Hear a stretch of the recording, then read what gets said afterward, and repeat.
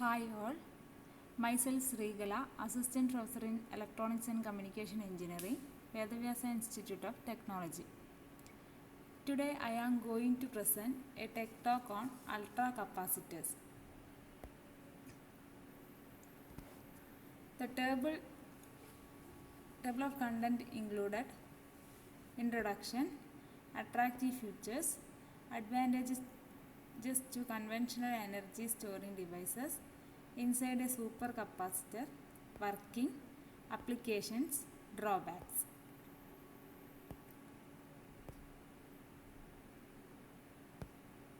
Next, introduction.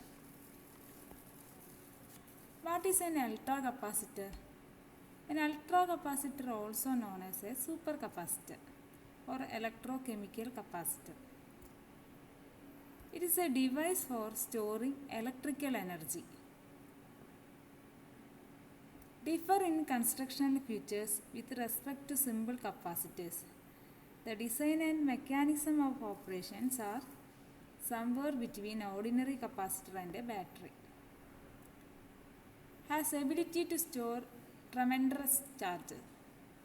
Capacitance ranges up to 5000 farad. It is invented by engineers at Standard Oil 1966.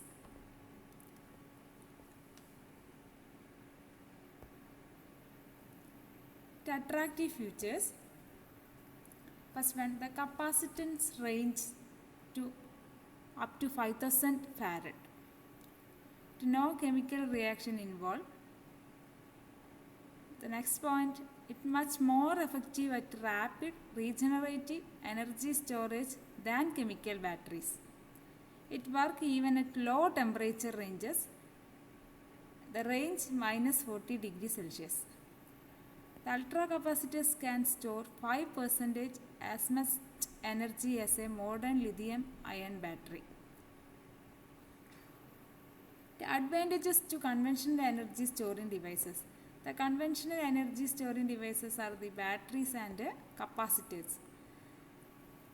The first one, the batteries. The batteries degrade within a few thousand discharge cycles. Then ultracapacitors can have more than 3 lakh charging cycles, which is far more than battery can handle. The second point, ultracapacitors charges within seconds, whereas battery takes hours.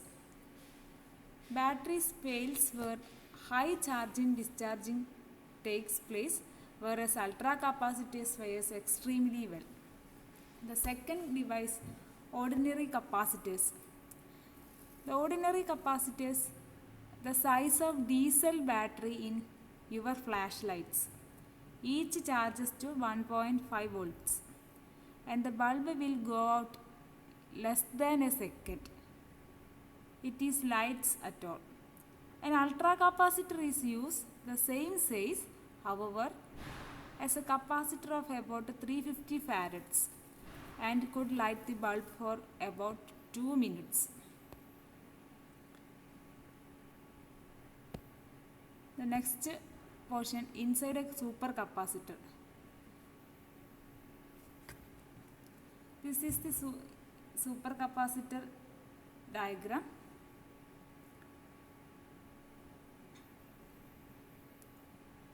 The first one, electrostatic capacitor. Second one, electrolytic capacitor diagram. The third one, electrochemical double layer. Then the supercapacitor diagram.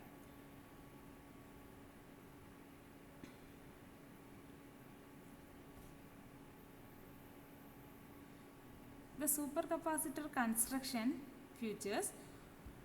Ordinary electrodes were made of aluminium. The third picture, the two electrodes are given. The electrodes made of aluminium material. The Standard Oil engineers coated these aluminium with 100 micrometers thick layer of carbon. The carbon was first chemically etched to produce many holes that extended through the material as in a sponge. so that the interior surface area was about 1 lakh times as large as the outside. This process is said to be activate the carbon. They filled the interior with an electrolyte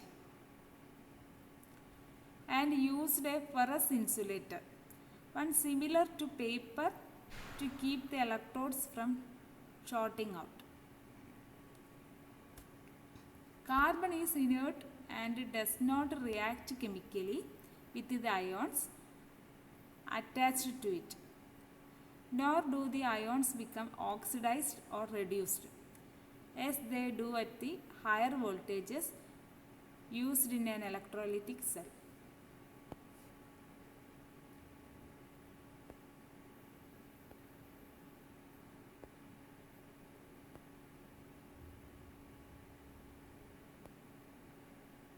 The combination of enormous surface area and extremely small charge separation gives the ultracapacitor its outstanding capacitance relative to conventional capacitors. This is the ultracapacitor diagram. Construction.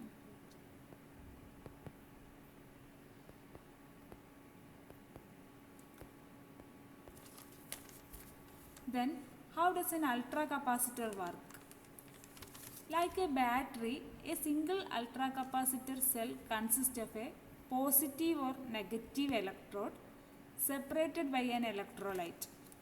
However, they store energy electrostatically, like a regular capacitor, not chemically like a battery.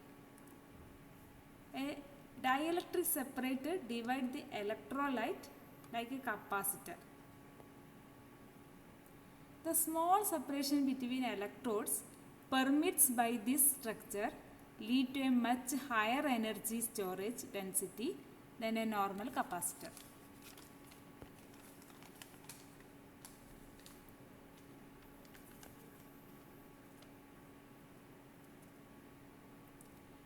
In modern ultracapacitor, the role of nanotechnology. The role of nanotechnology. With the help of nanotechnology, ultracapacitor design and development are improving. Nanotechnology is being employed in the design. The active carbon is replaced by a thin layer of billion of nanotubes. Each nanotube is like a uniform hollow cylinder with 5 nanometer and 100 micrometer long. These nanotubes are vertically grown over the conducting electrodes. This is the nanotube structures. Benefits of nanotubes. The several advantages over activated carbons. Then used the activated carbon, is more limitations are given. The high porosity means there is not much carbon material to carry current. Second one, the material must be glued to the aluminium current collector using a binder, which exhibits a somewhat higher resistance. Then the activated carbon, removing the carbon nanotubes, the benefits are depending on their geometry, can be excellent conductors, thus they can supply more power than ultracapacitors. Their structure makes them less chemically reactive, so they can operate at a higher voltage.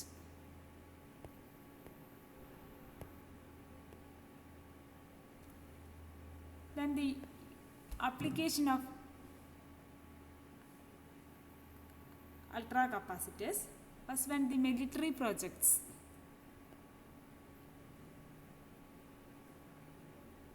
For example, starting the engines of battle tanks and submarines or replacing batteries in missiles. Second one, common application today includes starting diesel trucks and railroads. Third one, a bank of ultracapacitor releases a burst of energy to help a crane have its load aloft.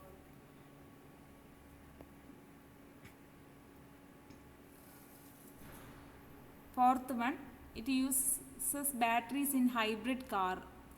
Fifth one, in an ordinary car, they could help level the load on the battery by powering, acceleration and recovering energy during braking.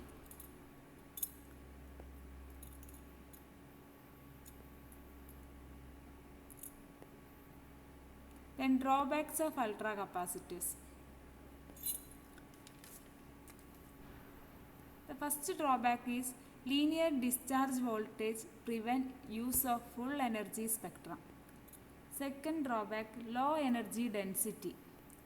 Third, cells have low voltages. Fourth one, high self-discharge.